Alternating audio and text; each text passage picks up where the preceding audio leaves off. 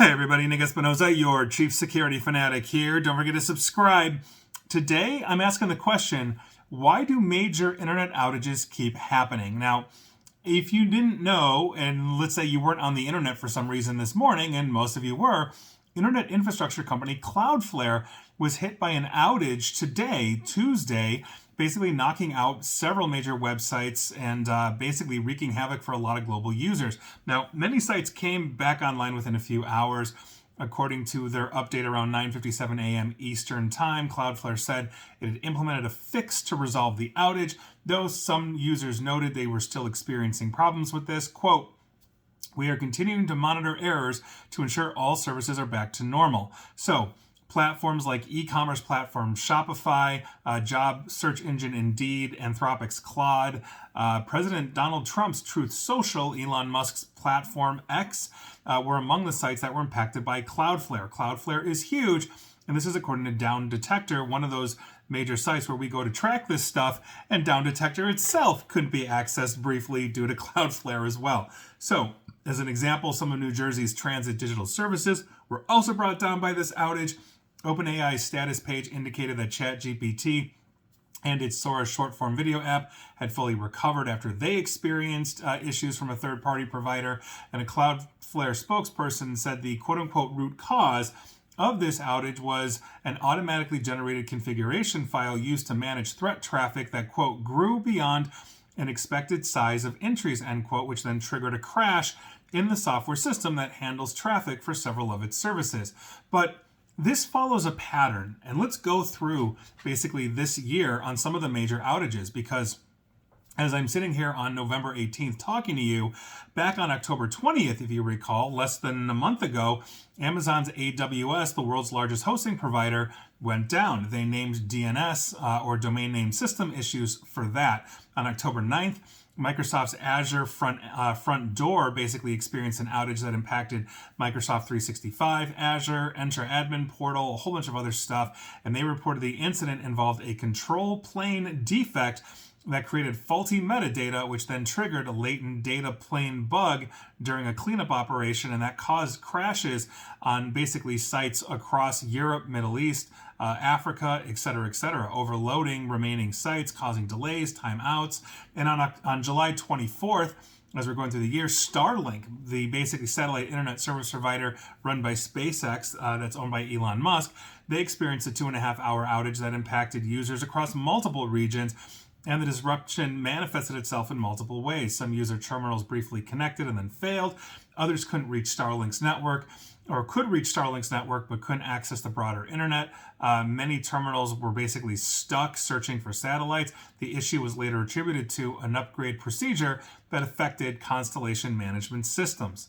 On July 14th, Cloudflare again, they had a public DNS service issue that experienced a disruption that lasted for about 1 hour. This was caused by configuration errors that led to what's called route withdrawals. As a result, users relying on Cloudflare were unable to reach websites and applications because the route announcements from Cloudflare disappeared from the global routing table, so there was no path for DNS queries to reach Cloudflare's public resolvers. In other words, you tried to go somewhere that was backed by Cloudflare or routed through Cloudflare, they just didn't know how to do that.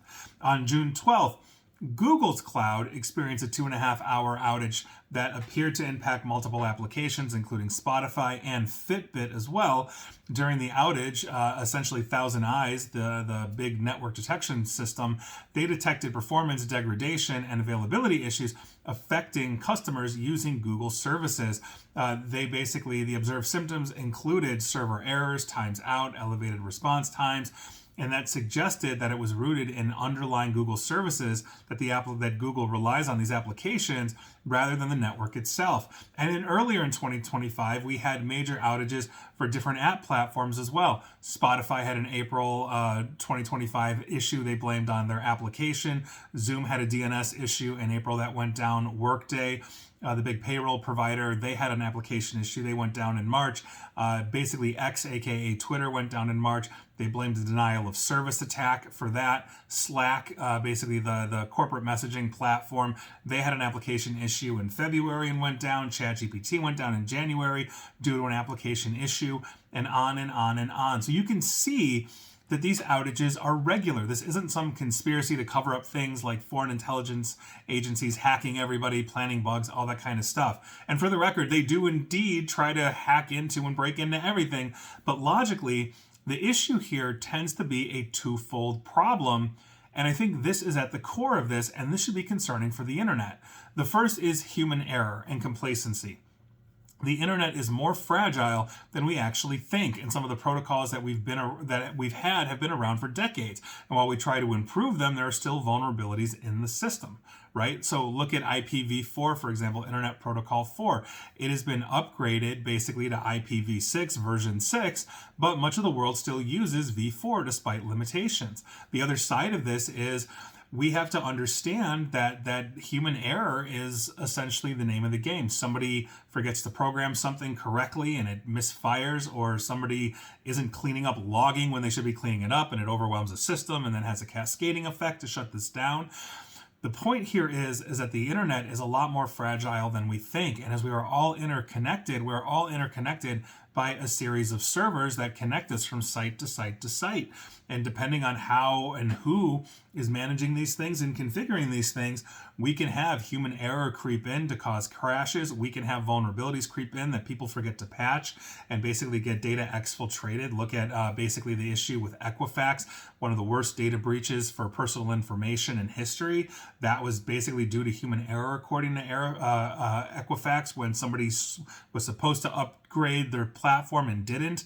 So there's a lot that goes into this here, but the point being is that we have to take care of these things. And if you are in infrastructure, we've got to make sure that we are maintaining, the ball here. But the other side of it is, as we are looking to more advanced protocols, newer, more secure, and more stable ways to basically route traffic and all of that, IPv6 over IPv4, and on, newer protocols as well. These are things that are going to take time to upgrade, but we should make a concerted global effort to ensure that basically no server is left behind, no protocol is left behind, and we're really doing this. So this is going to continue to be a problem. If you are a large provider, with a large amount of customers hitting your website or you're using your applications, you might want to look at content delivery networks. So if you're hosting on Amazon and Amazon goes down, all of your customers can route to Microsoft or Oracle or IBM or whatever the backup hosting provider is. And I know a lot of corporations will run the cost versus effectiveness on the extra charge of spinning up a replicated, environment to what they're running right now versus the downtime they could potentially have.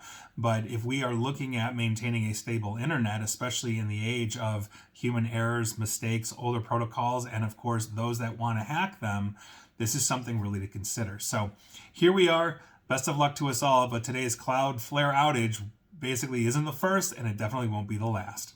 And please like, share, follow me here on Facebook and Twitter at NickAESP. And please feel free to subscribe to me at YouTube as well. And as always, stay safe, stay online, and please, please, please attempt to stay private, informed, and secure. Take care.